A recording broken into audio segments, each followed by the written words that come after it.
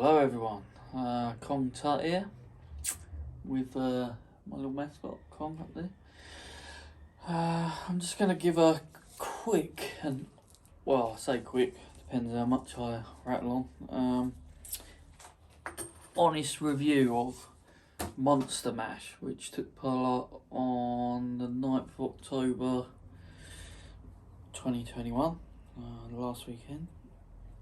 And it was a success, I think. It was a super match tournament, so everyone had their matches. Set up. They know who they were going against, and we had some wars. There was some easy wins, and there was some surprises, I suppose.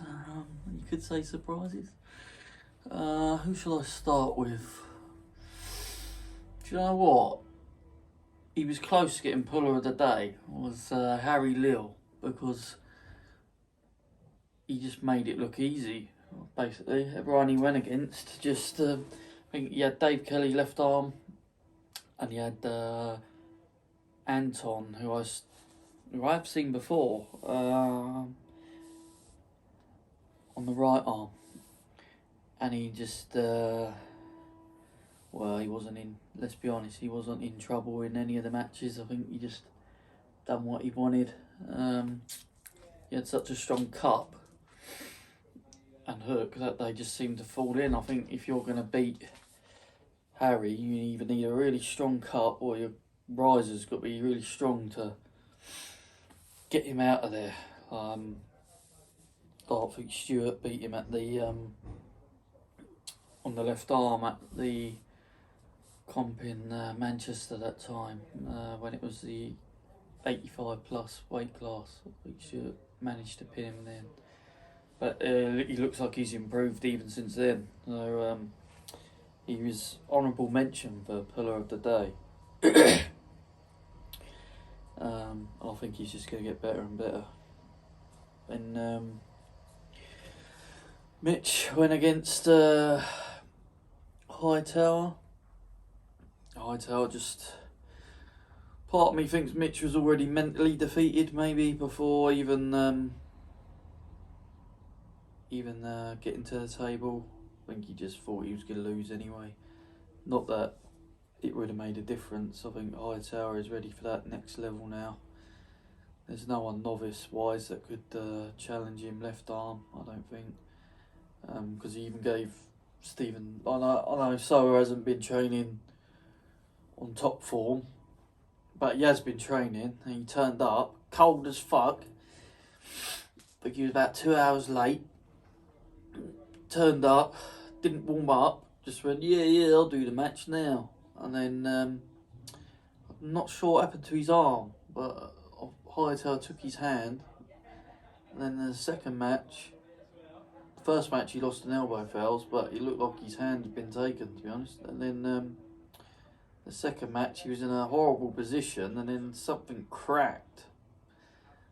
I'm not sure, I think it was like a tendon slide maybe, but then that match was over and it was forfeited. But it'd be good to see Hightower mix it with some of the top guys at his weight class, maybe on left arm.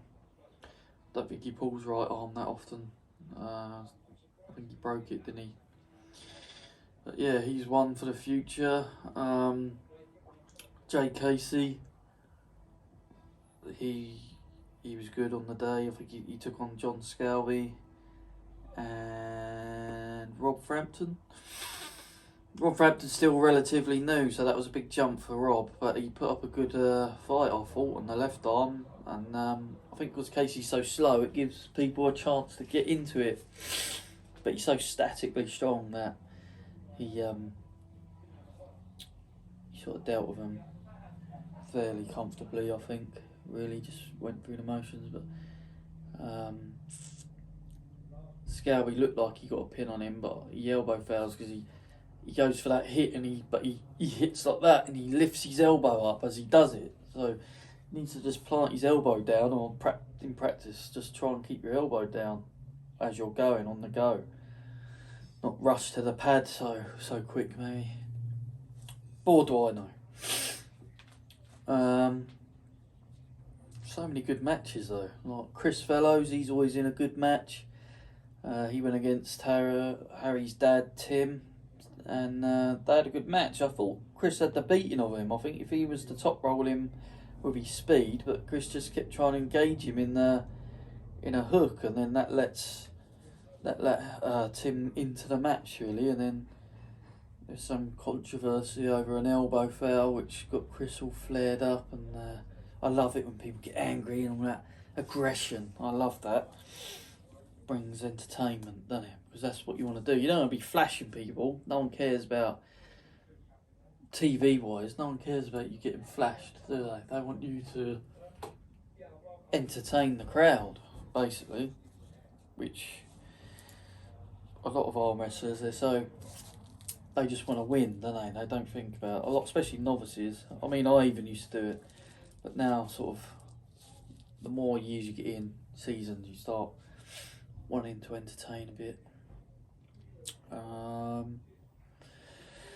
Reece Aldridge actually got a trophy this time, the Hyena. He loves that name. Suits him well, doesn't it? He beat Lewis Alexander on the left and Ashley Smith on the right, but he actually looked good doing it, because usually it takes him about fucking half hour to grip up. He fucks around so much trying to get a grip that he forgets what he's meant to do on the actual table. But he took our advice and just told him just go this time, and there's the results for you, really. Carl Fullerton, sorry, come all the way from Ireland. I think it cost him about £1,000 just to go to that competition. Come all the way from Ireland on his own.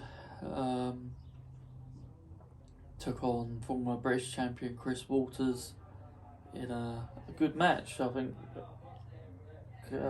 Carl won on left arm and Chris won on the right. And seeing as like no one's been having matches because of COVID and all that, and you don't know how hard people have been training during lockdown, so some people you think that are going to be really good, maybe they haven't been training as hard as they might have been, whereas others, say like Carl, who's been training really hard, because I can see by his Instagram and Facebook and all that, and he put up a good fight, you know. But I think just Chris's experience in the end and his know-how beat Carl on the right arm, and then he lost on the left. George Bidet looked really good actually. Again, I don't know what he was weighing, but Ethan Fisher usually is quite light, isn't he? And George seemed to just go through him really. I think Ethan might have got a pin, maybe on the left arm and the right. I can't quite remember. I'll have to watch it back. But sorry if he did get a pin.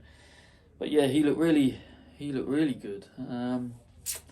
Maybe you want a rematch on the left arm, you know. Beat you 4-0, didn't I? Yeah, he looked good. Ashley Smith, he was in a battle with David Prokupek. He won. Well, we had a golden gorilla that I bought and then ended up getting sponsored by Brighton Security, and me and Mitch decided that puller of the day, whether they were a winner, a loser, novice, superstar, just whoever put in like a great effort and a good match and gave it their all, we'd give them this golden gorilla. So he went 2-0 down on the left arm against David Prokupek, and then he didn't get easy pins. He had to work for him, you know, and he obviously wanted it because he could have easily let his arm go down for that third pin. He ended up bringing it back from 2-0 down to win 3-2. So for his effort, he got the golden gorilla, which he was surprised about. I think. I don't think he thought he was even in the running for it. Obviously had a few novices, some having their first their first tournament pulled. Like our guy Russell McSherry, he done well on the left arm. I think he just needs to work on his right arm with his wrist, hand and wrist. I mean, a lot of these novices, they come on and they want to get their arm strong.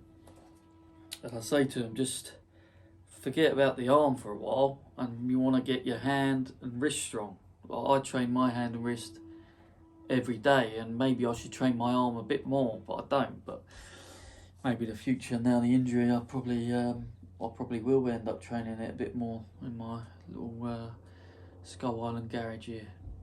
But yeah, he lost on the right arm to Ellis, then one on the left. And then Nick Smalley's son, Gustav, he's only 15, he looks like a fucking unit. I thought he's got to be like 18 at least. He looks massive. He's 15 years old and he's pulling, he pulled Dan Earthquake, both arms, and then he pulled our guy Russell, beat him on the right arm. But yeah, he's got a good future. Dare I say, he could be better than his dad, who should get an honourable mention, really. Nick Smalley, he's not, by his own standards, he's not the best arm wrestler there is, but he had 4 matches on that day because he just loves arm wrestling. He turned up. People like, I'll mention names, fuck it. Rhino, never turns up.